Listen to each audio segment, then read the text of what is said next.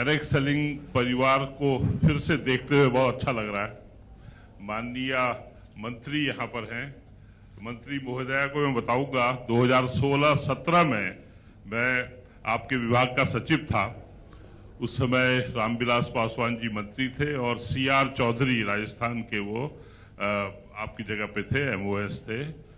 और ये सब जो डायरेक्ट सेलिंग का बिजनेस करते हैं बड़ी ईमानदारी से, निष्ठा से, उनको बहुत परेशानी थी। भारत सरकार का एक दूसरा नियम, वो अभी भी है वो नियम, उस नियम को अगर आप हटवा दें तो बड़ा अच्छा रहेगा। प्राइस शीट मनी सर्कुलेशन, वो जो नियम है वो इनके पीछे पड़ा रहता है, क्योंकि इनके पीछे हमारे देश में तो हर तरह के लोग हैं। कुछ ऐसे लोग हैं वो सामान तो कुछ बेचते नहीं है, सिर्फ पैसा घुमाते हैं। तो ये वो लोग समझते हैं कि ये जो यहाँ बैठे हैं वो भी ऐसा करते हैं। ये बिल्कुल ऐसा नहीं करते हैं। आपके पीछे ही एचसी दूसरा एसोसिएशन है, उसके प्रेसिडेंट बैठे हैं संजीव जी।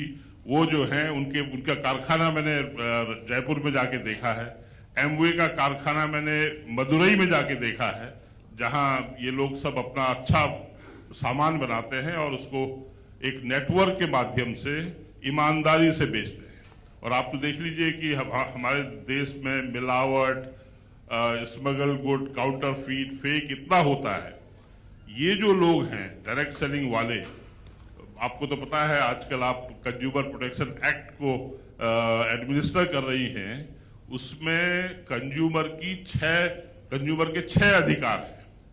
तो 6 में से 5 अधिकार डायरेक्ट सेलिंग वाले कंज्यूमर को सीधे प्रदान करते हैं। मतलब ऐसा कोई बिजनेस नहीं होगी, वो जो रिटेल वाला जो दुकान लगा के बैठा है वो भी कहता है मुझे नहीं पता, वो जिसने बनाया है उससे पूछो माल कैसा है, या माल एक्सपायर हो गया, अच्छा वो डेट जो है निकल गई। कुछ लोग एमआरपी से ज्यादा बेचते हैं। ये लोग ऐसा नहीं कर सकते। ये कंज्यूमर को सीधे कंज्यूमर से रिश्ता बनाते हैं, उसको अच्छा माल बेचते हैं। और इतना कठिन काम ये लोग करते हैं, लेकिन वो दूसरा एक्ट जो है पीसीएमसी इनको परेशान करता है और अभी भी कर रहा है। तो 2016-17 में आप सब लोगों ने मंत्री, प्रधानमंत्री सबने मिलकर कहा कि हाँ, इनको एक पहचान देनी चाहिए। तो हमने एक तरीका निकाला जिससे कि एक गाइडलाइन निकाल दी जो भारत सरकार को अब निकालनी चाहिए। अभी तक गाइडलाइन नहीं बनी है। कंज्यूमर प्रोटेक्शन एक्ट 2019 में बन गया, उसमें डायरेक्ट सेलिंग की परिभाषा आ गई। 1921 में डायरेक्ट सेलिंग रूल्स बन गए। रूल्स तक ही सीमित नहीं रहना है, रूल्स के बाद गाइडलाइंस आनी है। गाइडलाइंस, और बहुत स्टेट गवर्नमेंट्स गाइडलाइन बना रही हैं, मॉनिटरिंग कमेटी बना रही हैं, क्योंकि अल्टीमेटली स्टेट गवर्नमेंट्स को भी मदद करनी है। और आपने देखा होगा वो जो हमारे देश में दूसरी बड़ी प्रॉब्लम है, फूड और कंज्यूमर अफेयर्स एक साथ है, दोनों विभाग।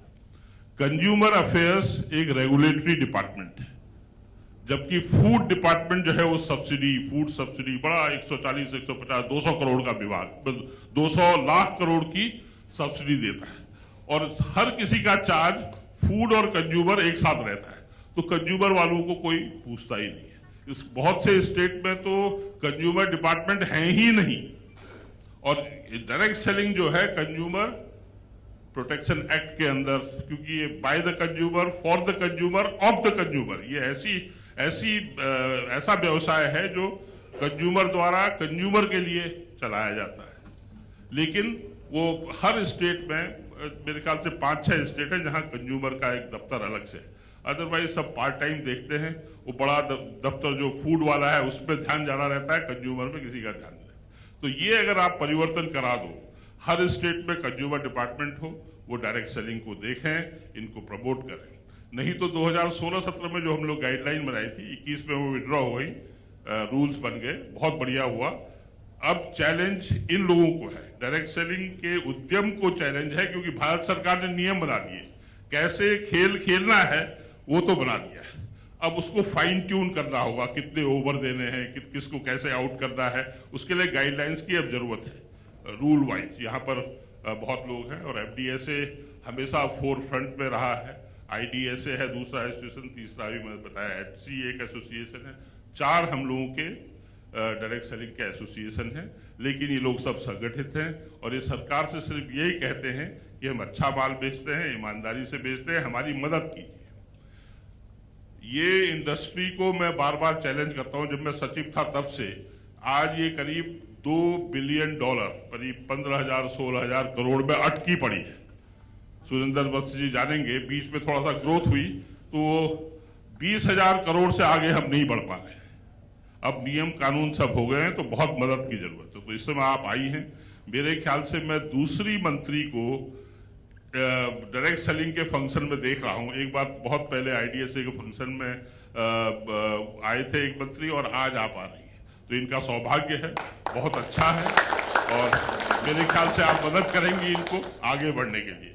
तो आपके रहते हुए ये जो है 20,000 से 40,000 करोड़ पहुंच जाए तो मुझे बहुत अच्छा लगेगा। तो बहुत बहुत धन्यवाद। आप लोग सब मुझे बहुत सम्मान देते हैं और मैं अब आपके परिवार का सदस्य हो गया हूं। लेकिन डायरेक्ट सेलिंग में नहीं कर पाऊंगा क्योंकि बहुत कठिन है, वो मैं बार बार इनसे कहता हूँ। मेरे पास पेशेंस नहीं है, बड़ा धीरज का काम है ना। हम 10 लोगों के पास जाते हैं कि ये खरीद लो, नहीं। और अभी भी बड़ा इसका वो है कि नहीं ये लोग तो जो है ज्यादा दाम लेते हैं, अच्छा माल नहीं देते। ऐसा नहीं है। अगर जो घुसता है अंदर तो इसमें सरकार की मदद चाहिए। वो जो आपके एडवर्टीजमेंट, वो जो कंज्यूमर के ज्यादातर एडवर्टीजमेंट, जो भी आपका बजट है ज्यादातर वो कंज्यूमर एम्पावरमेंट में जाता है। उसमें थोड़ा सा डायरेक्ट सेलिंग के बारे में भी अगर कहा जाए, क्योंकि हमारे देश में इसका बहुत जरूरत है। एक तो इतनी ज्यादा यंग पॉपुलेशन है और महिलाएं इसमें बहुत ज्यादा है। करीब 60-70% महिलाएं इसमें काम करती हैं, कुछ फुल टाइम कुछ पार्ट टाइम। ये आंध्र प्रदेश इन पर्टिकुलर, आंध्र प्रदेश, तेलंगाना, जहाँ रेड्डी गारू आपके बगल में बैठे हैं, किशोर गारू, ये लोग सब जो हैं, आंध्र प्रदेश एंड तेलंगाना इसका बिल्कुल हब है। वहाँ महिलाएं बहुत एक्टिव हैं, लेकिन कभी कभी बीच में वो मनी सर्कुलेशन वाले आ जाते हैं तो इनको बदनाम हो जाते हैं। तो इसमें सरकार की बहुत मदद की जरूरत है। सरकार ने ऑलरेडी नियम बना दिए हैं और अब और गाइडलाइन बनते रहे। स्टेट में मॉनिटरिंग कमेटी जल्दी से बने और जो लोग ईमानदारी से काम कर रहे हैं उनका भला हो, ये मैं चाहता हूँ। शुभकामनाओं के साथ हैप्पी एनिवर्सरी। एक बार शायद 2 साल पहले मैं आया था, कल मेरा जन्मदिन था और आज एफडीएसए का जन्मदिन, मुझे याद है। धन्यवाद।